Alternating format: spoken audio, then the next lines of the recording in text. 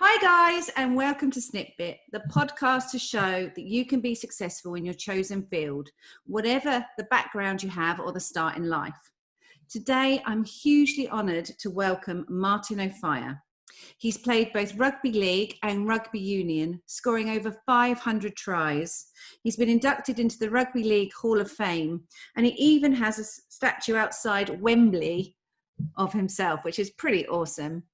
But also, it's a great opportunity to meet Martin and find out that there's life after sport. Martin, thank you so much for joining us on SnipBit. We so appreciate your time. My pleasure, Hayley. Thanks for having me. So, Martin, let's start off. Do you think your background and upbringings have been a factor in what you've achieved? Do I think my background? I think it's always going to affect you, but I'm a firm believer in that, where you're from and the things that you endure aren't the things that shape you. It's how you react to those things, Sometimes, negativity or being in a bad situation, that can motivate you. Or, being in a situation, like with my kids have, where you have the total support of your family and, you have finances to get you to functions and into clubs, that can help you. So at the end of the day, where you come from is where you come from, and the cards you are dealt in life are the cards you're dealt, and you just make the most of what you can do. I firmly believe, it's what is within us which makes us. Our surroundings is just something that we bounce off and we react to.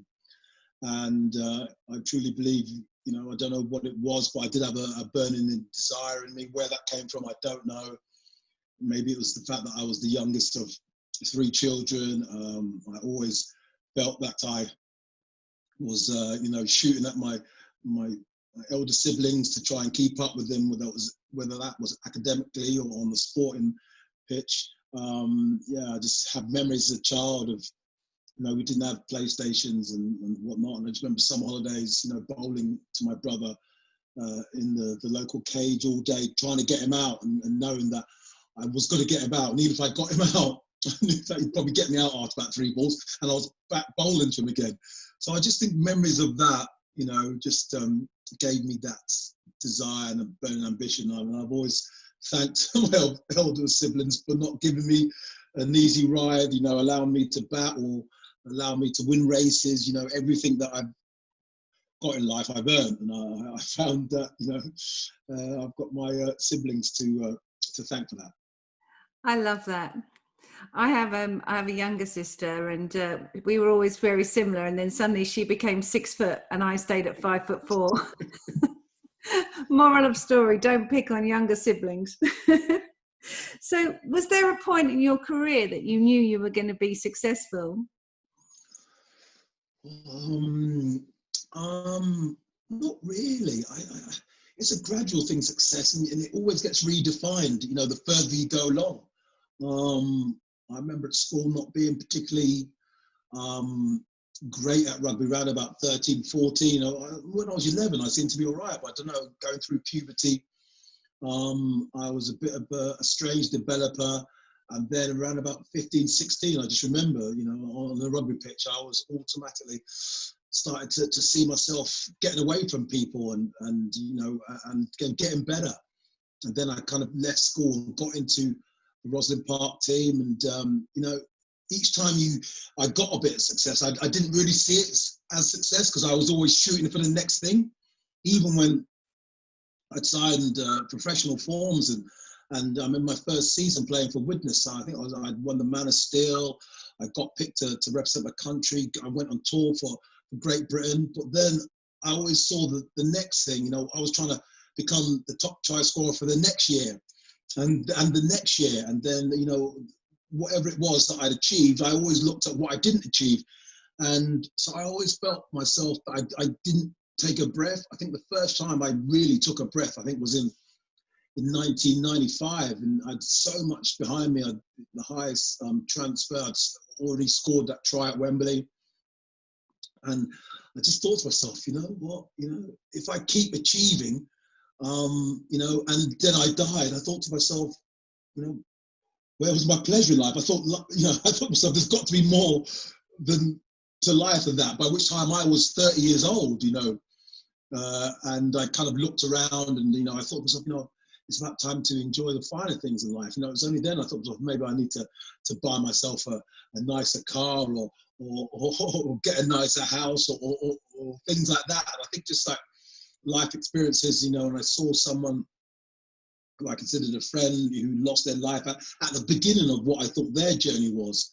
And so I think as life, you're constantly learning and evolving and really things just change over time. And you know, there's many times I thought to myself, you know, oh, well, I'm it, or I've done it, or I've got a bit of money or something like that. And each time, a week later, I've always thought differently. So I always think that life is a journey. It's never a destination. And I think if you feel it is a destination and you get somewhere, that is a dangerous feeling to have, because when you do that and you stagnate, then bad things can happen. I always believe if you stay in one position too long, bad things happen. You need to be constantly moving forward, just like in any journey. You know, the times you're frustrated is when you are standing still in a traffic jam or on a train. You know, even if you know you're going the long way round, as long as you're still moving, you know, there's that feeling that you're going somewhere. And I've always felt that in life. And as I say, the times I've had taken a breath and standing still and think about other things, you know,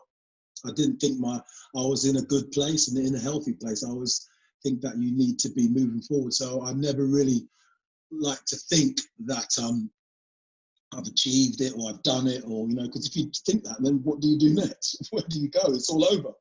That makes perfect sense. It's almost like you have to keep evolving as a person and in your life as well. Absolutely. So who or what has been the driving force behind the success that you've achieved? I think I mentioned earlier my family, especially my siblings, who have always tested me. I even remember my brother was 3 years older than me, so he was old enough to be far better than me, but, you know, still not too far away from me to, you know, think I could have a shot at him. And to this day, I still remember the first time I beat him in a race. I think I'd been a professional sportsman for over 12 months, and I was like about 22 years old. That was the first time I beat him in a race. And down the street, I remember coming back after being on tour for Great Britain. And, you know, my brother wasn't really doing much athletics, and even though he was an advanced sportsman, I just said, you know, Chike, I'll give you a race down the street, as we used to do as we were kids. We used to call it the Street Olympics. Wait for all the cars to go by, and I remember racing him down the street, just thinking to myself, wow. And to this day, you know, I've beaten Adi Mafi, who's the I think he's the European 200-meter champion at one time. I think Dave Grinley, who was an international 400-meter champion, and you know, lots of other people. But I still remember beating my brother in a race. Still one of my biggest achievements to this day. And you know, I think when you have that connection with your childhood, it helps keeping you grounded. And I just remember, as a child, the people I used to look up to were people like Daley Thompson, people like Viv Richards. I remember going to see Viv Richards play cricket one day. I think it was a school trip, and just seeing, you know, we didn't have too many sort of black idols, you know, who we could see, you know, in the flesh. And you know, to go and see him play cricket, and not even see him bat, just to see him walk out onto that wicket with confidence, and to see the way that people like Daley Thompson carried himself, you know, and beat all comers in the world. And, you know, it inspired you and thought to yourself, you know, one day, you know, maybe that can be me. And I do think role models are very important, and role models that you can relate to, you know, people that look like you, people that come from the same country as you. I think that is very important, and those are two people who I, you know, found great inspiration from watching. And obviously, you're now a role model for the next generation. Yeah, so it's great to see. I get, you know, messages from people who say, you know, I remember watching you as a kid, you know, even though that does make me feel somewhat old. As I'm getting old, I think they look quite old and they remember watching me as a kid. So, you know, it's nice, you know, to pass that torch, you know, as I say, to be inspired by people, and then to go on to inspire people. And, you know, when those people are inspiring people, you know, that is, you are definitely handing the torch. And, you know, that is It brings a warm feeling to me, even though, as I say, having a statue does age you, and the people coming up to you who are quite old does age you. But it's nice to know that you've actually achieved something, and the things that inspired you, were to a good end. I love that. I've been fortunate enough to interview a lot of really great sports people, and like yourself, they all have that growth mindset. And how important do you think that has been in your career, and how you've developed as a person? I think that as you develop as a sportsman, you also develop as an individual. I can't remember where I heard it being said, but I was very much into my self-help books, and so, I think it might have been Jim Rohn said it. He said that education can take you so far, but it's always self-education that tips you over the edge, that takes you onto great things. It is the fact that you're going out and you're learning from, if it's in sport, you're learning from other sportsmen who went before you, you're learning from your competitors, you're learning from anyone, even people who might do a similar sport from you. You take things from lots of different areas, and you add your own little flair onto it, and you become successful, because it's all about innovation. You take what has gone before, you add your twist onto it, you add, a little bit of this, a little bit of that, a little bit like cooking, and then you create your own dish. And that is about self-improvement. I think we hear stories about, lots of great sportsmen, whether it's Johnny Wilkinson or David Beckham or Ronaldo, how they stayed behind, had that work ethic, that discipline, but they also had that certain je ne sais quoi, that certain X factor, that thing that separated them from everyone else who was competing. Because you have to have talent, you have to be able to work hard, but it's about bringing everything together as well. And it's also about having faith. I generally believe that, because you can have everything, but I always believe that, and I experienced it for that one moment when I was at Wembley back in 1994, when I sunk to my knees with my head in my hands, and I say that is the pose that I'm adopting for my statue, so people can see that anytime they go to Wembley. And that's why a lot of sportsmen, I think, when they achieve great things, always thank God or whatever it is, because they know it's not just them. It's that magical moment, for everything to come together at that moment. You are truly blessed, because if Derek Redmond, when he pulled his hamstring, or when I try, if somebody was just 2 inches to the left, then I don't create that moment. You know what I mean? So many things have to come into play, which are bigger than you, for you to create that moment. That's why it's truly a blessing. If Johnny Wilkinson just slipped, he doesn't kick that goal, England don't win the World Cup in 2003. It's not just, you work hard, you have that discipline, you do everything. You've got to, all the people that helped you through all your childhood and everything, the stars must align on any given day for you to achieve. And there are many sportsmen, they might have ended up in a car accident. They might have ended up never being born. Or there's so many things that, that could have or should have happened to make that moment happen or not happen. That's why when it does happen, it is mind-blowing, and to feel those emotions at that time. As anyone knows who's competing in the Olympics, who has broken a world record, who has achieved something that they have been trying to achieve for year upon year upon year. Because, at Wembley, I've been there, in 92, I'd won the Lance Todd, I'd won, as I say, I'd achieved everything, I'd won, but I wasn't happy. In 93, I got elbowed by an old teammate of mine, Richie Ayres, when I was playing for Widnes, and I didn't achieve it.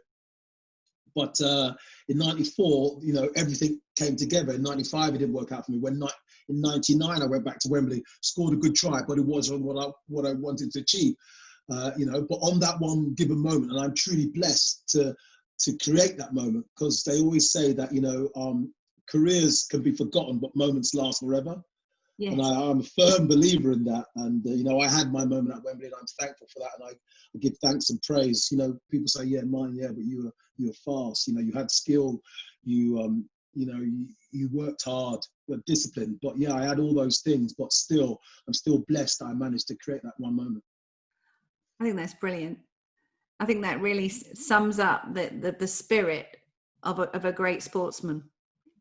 Yeah, you just go out there, you know, it doesn't matter where you come from, what background you are, you just strive to achieve. It's kind of funny. I do say to people that, you know, I take positives from the fact that even though when I was playing in the 80s, you know, a lot of people thought that was a negative environment because, you know, I was racially abused, you know, things weren't necessarily in my favor. But, you know, I saw the positives in that. You know, people say, how can you see the positives in that? I'm saying because it you know, it gave me that conviction that I wanted to achieve. I thought to myself, even though, you know, they're going to, you know, abuse me, I thought to myself, I'm going to score today because that's my way of fighting back. So they inspired me. And in some ways, you know, I miss those days. And people say, how can you miss being abused by 20,000 people? And I say, you know what? If you go back to the days in the auditorium, in the Colosseums, when the gladiators were fighting for their lives, you know, if after when they, you know, were pardoned by the emperor and they were living lavish lives in villas with harems or whatever, I'm sure they probably harkened back to those days when they were, you know, in front of 100,000 people fighting for their lives, you know, saluting to the emperor, those who are about to die salute you. That's an intense environment, and you would, even if it was a negative environment, you thrived in that environment. You know, I got successful in that environment. If I wasn't in that environment, maybe I wouldn't have a statue at Wembley. Maybe I wouldn't be what I am today. Maybe I wouldn't have all the MBEs because I saw positives in a negative situation. I fought through it, and I came out in a positive way. And that's why I say things that I say, like I was quoted in the Sun newspaper saying that, you know, I don't think that they should ban songs like Sing and Swing Low because I don't believe you should expunge your history, you know, good and bad. That is your history. You know, there are certain things about my personal life, maybe getting caned at school or whatever, you know, but that's still my life and I embrace it, you know. You know, statues of slaves traders, you know, we should educate ourselves and know about those statues, but you know, just destroying them or getting rid of them or trying to pretend that they don't exist, you know, I don't believe is the way forward. We should learn so future generations do not have to go through the things that I went through. Because yes, I wouldn't want my son to go through what I went through, but I want him to know what I went through. So that's why I believe, you know, the things that I believe. I think education has got to be the key. So with that in mind, if you were stood in front of your teenage self now, what advice would you give and why? What advice would I give to myself and why? I would tell myself to invest in Apple, Uber, and Amazon. The advice I would give to myself, definitely. But I don't know what advice, because, you know, if I gave myself advice, I would probably change the course of my history. And I wouldn't want to change the course of my history because I think you have to go through what you're meant to go through. So apart from, you know, maybe a few share tips, then I don't think I would tell myself everything, because I think I was meant to go through what I was meant to go through. And if I changed it in any way, I wouldn't have the beautiful family that I have now. I wouldn't have experienced the things that I've experienced. And even though I may think I was helping my younger self, I, you know, in hindsight, maybe will be hurting myself, because I'll be thinking that, you know, I'm giving myself something good, but then, you know, if I was in a great environment without the adversity I went through, I may have, you know, not tried as hard. I may not have had that burning desire to achieve, you know, when people are abusing me, going there and saying, I don't care, I am scoring today and I'm going to stand in front of them, I'm going to puff my chest out and I'm going to be proud. You know, if I didn't go for those things, I wouldn't have had that mindset. I just think it would have been impossible. I would have just went out there with I don't know, just I'm going out there and I'll play and do my best and whatever. But when you're fighting for your life, when you're fighting for something true and, you know, just, you know, that gives you something, you know. That's why I think in times of war, we've created so many good things that have gone on to benefit societies throughout, time. It's gaining that strength from overcoming the adversity. Yeah, if you don't have to go through adversity and don't have trials and tribulations, then you are a lesser person, because that's what it's what forges you. So Martin, what would you like your legacy to be? What do you want to be known for? Well, I think I want to be known for what I am known for already. I want to be known for someone who is, passionate, has desire and love, because I do believe that at the end of the day, well, that's what life is about. It's about love. It's about loving the things that love you. If you love things that don't love you, that is not a good not a good situation to be in. I'm all about sustainability. I was about sustainability in my rugby career, and I'm working in the sustainability field now. I've been retired for 18 years. I've actually been retired longer than I actually played. So, I always feel that if you've been retired longer than you've played and you're still remembered, if it's only for one moment, then you've done something right. So, yeah, just to be remembered is a good thing. So, what's life like after sport? It was stressful at times, because you had to rebuild yourself. My life's plan at the age of 15 was to be the best rugby player that I could be, and see where that took me. And I'm still on that kind of life journey. When you retire and you're not quite sure what you want to do, even if you have been successful, you've earned a few pounds, you've made a few investments. I really didn't know what my direction was. Dabbled in things like acting, sports agents. I've done a lot of reality TV shows. So now I'm in the sustainability space. I'm working for a company called Connected Curb. We're an electric vehicle charging infrastructure company. So it's been a big weekend for Connected Curb. We've been part of a consortium which has been advising Number 10 on the bringing forward of the ban on the sale of new petrol and diesel cars, which has been brought forward from 2035 to 2030, originally 2040. So Connected Curb, we want to provide electric vehicle charging infrastructure for everyone. That's not just people like myself who are fortunate enough to have driveways and can put our own chargers on our drives, but people without driveways, in all different communities, whether they be crowded communities. So that's why they're called Connected Curb, because we put power and data at the curb, on the street, in terrace communities, in high-rise block communities, where we feel that if these areas are neglected, that they will still be sort of driving come 2030, second-hand petrol and diesel cars, which we don't think that is fair. We don't want to see a class divide in the e-mobility space come 2030, which there is a danger of. I know that Boris is backing companies like ourselves to put this infrastructure in the ground, because we believe that is what is going to, make our air cleaner. 40,000 people a year die from bad air, and we've seen in past the war on crime, the war on drugs, but now Boris is fighting the war on bad air, on climate change, and sustainability. It's got to be the way forward. I mean, with the advances in electric cars now and the hybrid models, there's really no excuse. Absolutely. I do believe that if your car is not currently an electric vehicle, then you should make a declaration that your next vehicle will be electric vehicle. And I know that a lot of people are going in that direction, but there's a lot of work to be done. We need the infrastructure to be in the ground, the correct infrastructure. I know when electric vehicles are muted, there was a lot of talk about, the grid and a lot of procrastination, but we know we're going down that route. So we need to stop looking for excuses not to do something that we know we're already committed to do.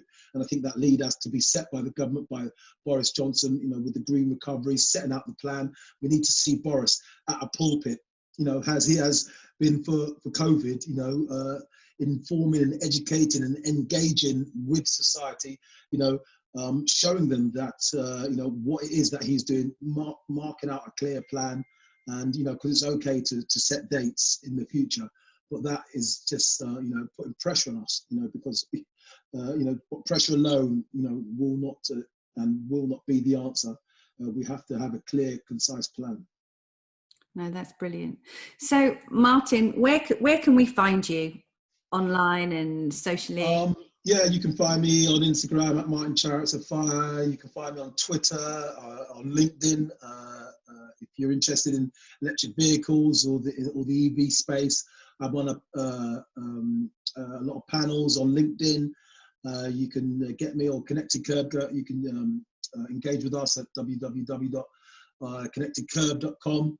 Yeah, I'm out there in social media. Just type me in Google. I'm sure you'll find me. It's not too hard. Martin, thank you so much. It's been a pleasure talking to you today. Thank you for being on SnipBit. My pleasure. Thanks, Amy. Bye.